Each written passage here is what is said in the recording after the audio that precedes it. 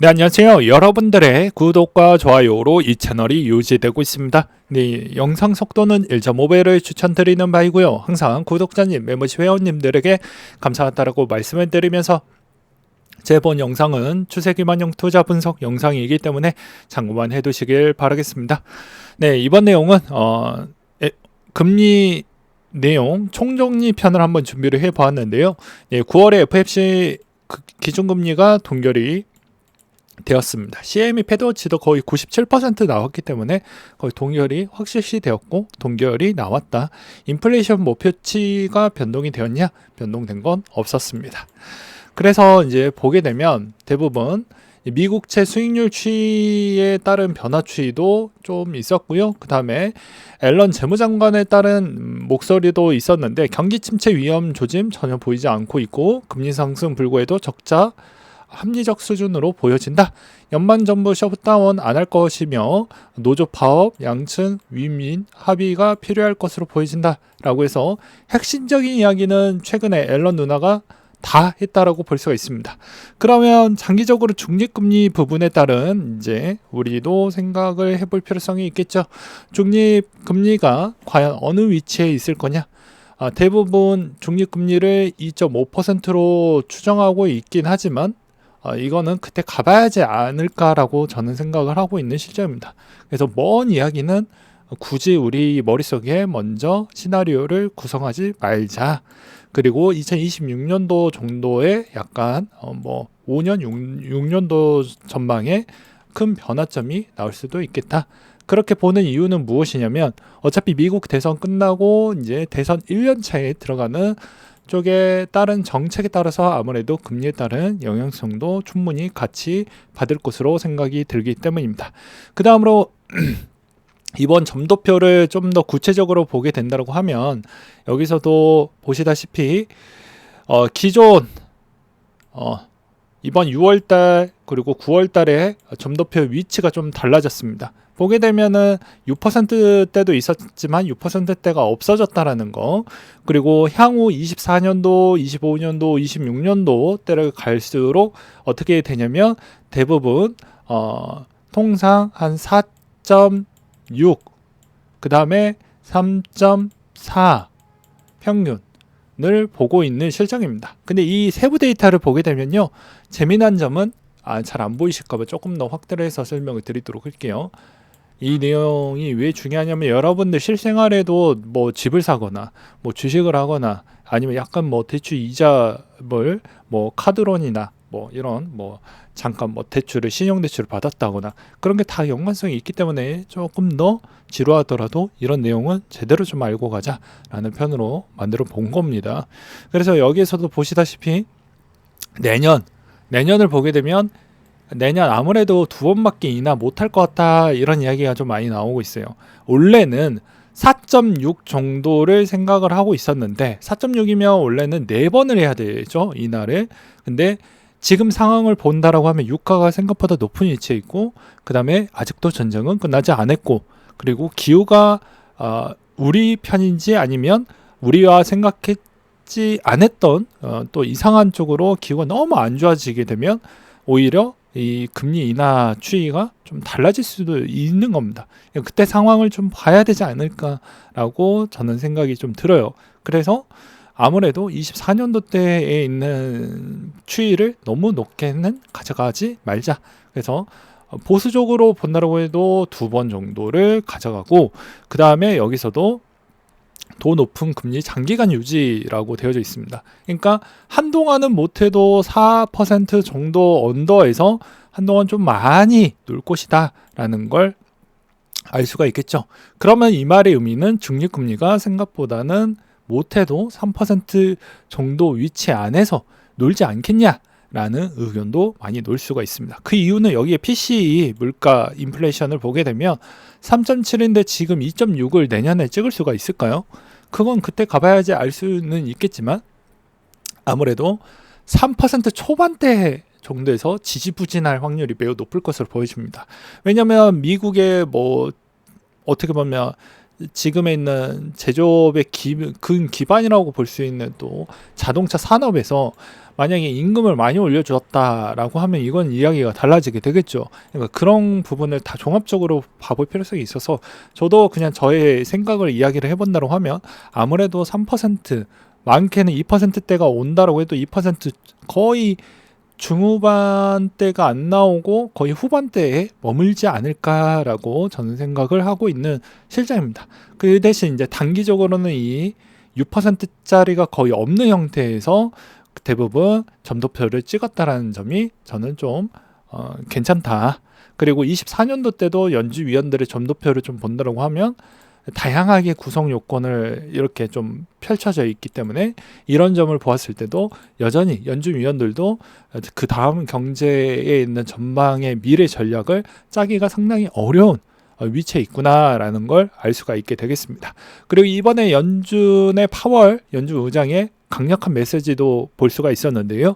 여기서도 금리 동결이 최종 정책 결정에 도달했다고 볼 수가 없으며 경제 활동은 더 많은 금리 조치를 해야 하는 부분이 있고 금리 인하 시기 신호로 절대 보낼 생각이 없다고 했습니다.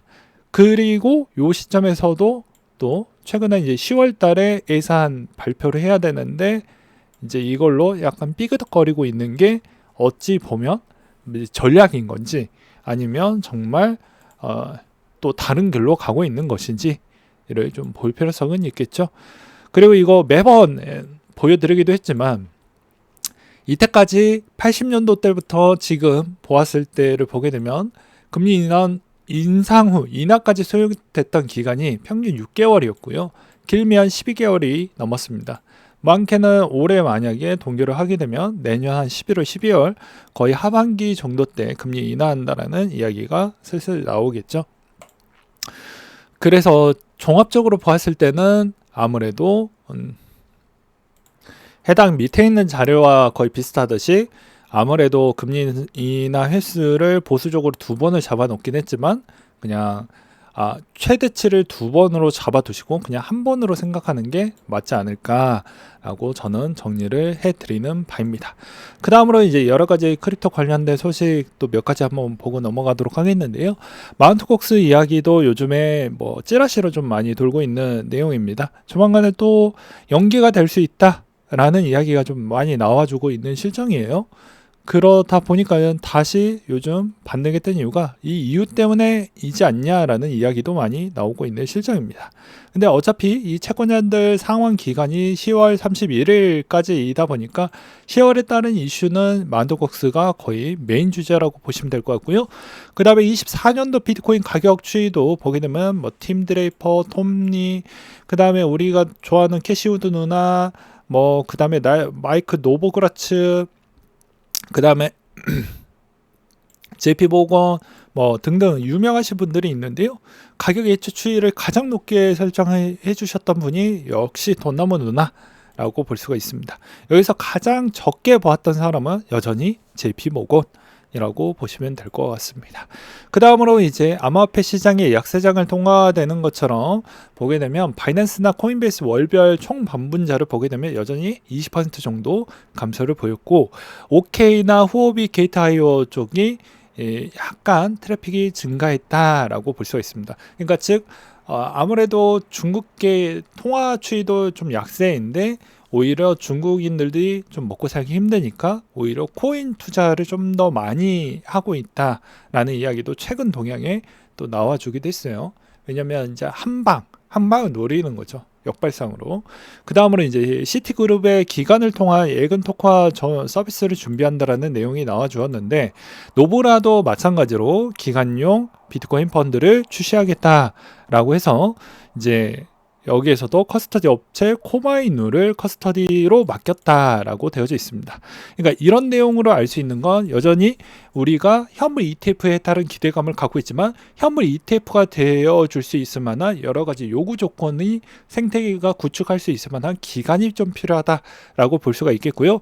그 SEC 문어 대가리형은 아무래도 지금 우리한테 엄청난 질타를 많이 받고 있지만 그분은 그분 주장대로 그 기간을 좀 끌어주기 위한 형태인 건지 정말 싫어서 그런 건지 그 사람의 의도를 모르겠지만 그래도 자기 주장을 굳건하게 계속 밀쳐 나갈 것으로 보여지기 때문에 현물 ETF도 아무래도 저는 보수적으로 내년 거의 끝자락이 되어서야 뭐 좋은 이야기가 나올 수도 있고 아닐 수도 있는 이야기가 될 것 같다. 그래서 전환 포인트는 다 내년에 있지 않을까라고 생각을 하고 있는 실정입니다.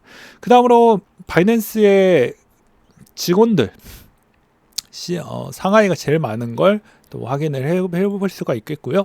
그래서 제가 매번 이야기를 했듯이 여기에 직원 수가 많다는 건 직원 인건비를 주어야 되니 위안화는 좀 까다롭고 그러면 홍콩 달러가 가장 편하겠죠. 네, 그래서 여기에서도 바이낸스 규모가 크니까 당연히 그리고 대부분 뭐 후업이 OK 비중을 본다라고 하면 당연히 홍콩 달러에 있는 활용도도 상당할 것으로 생각을 해야 되는 걸 기본값으로 좀 보시길 바라겠습니다. 그 다음에 국내로는 연령대별 가상자산 신고자 현황을 보게 되면 여전히 인기가 지지부진한다라고 해도 신고 금액을 보았을 때 30대가 6조 원, 40대가 1조 원, 50대가 6천억, 60대가 1200억 정도이고 신고 금액이 30대가 제일 많았다라는 걸 확인을 해볼 수가 있게 되겠습니다. 그 다음으로 메이커다오가 실물자산 추가 매입을 좀 했다라고 나왔는데요. 단기채를 매입하는 형태로 진행이 됐다라고 합니다. 그래서 RWA 규모는 거의 30억 달러 정도가 되니까 규모가 좀 크고 최근에 메이커다오도 분위기가 나쁘지가 않죠.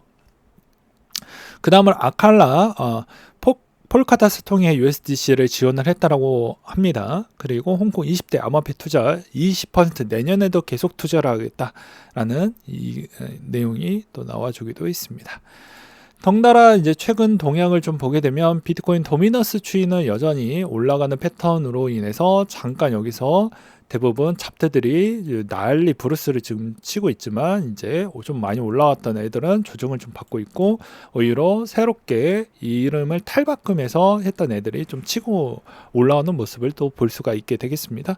반면에 이제 50%대가 올라와 오면서 비트코인은 여전히 이제 추석 시즌이 가까워지니까 이 상태에서 볼린저 밴드 기법으로 하단을 한번 터치를 했으면 상단에 터치했었을 때 거래량이 많이 늘지 않으면 여기서도 바이낸스 잡기가 없고 박스권으로 갈 확률이 매우 높다. 이렇게 저는 말씀을 드리고 싶습니다. 그러니까 하단 터치하면 상단 터치하고 살짝 내려올 수 있는 확률이 훨씬 더 많다라고 볼 수가 있겠죠. 반면에 요즘 이제 나스닥 저 발표 나오고 나서 나스닥 위치는 여전히 이제 약세로 제대로 돌아왔고 오히려 SQQQ가 더욱더 인기를 받을 수 있는 시즌으로 이제 갈 확률이 매우 높다. 왜냐 이게 이제 주봉 차트인데 대부분 정보를 못 들으면 점차 낮아져서 이 박스 형태로 여러분들이 좋아하는 요 삼각 펜타 함수 쪽으로 들어올 확률이 매우 높습니다. 그럼 평균 에버리지가 이 구간으로 들어올 수도 있다라는 겁니다.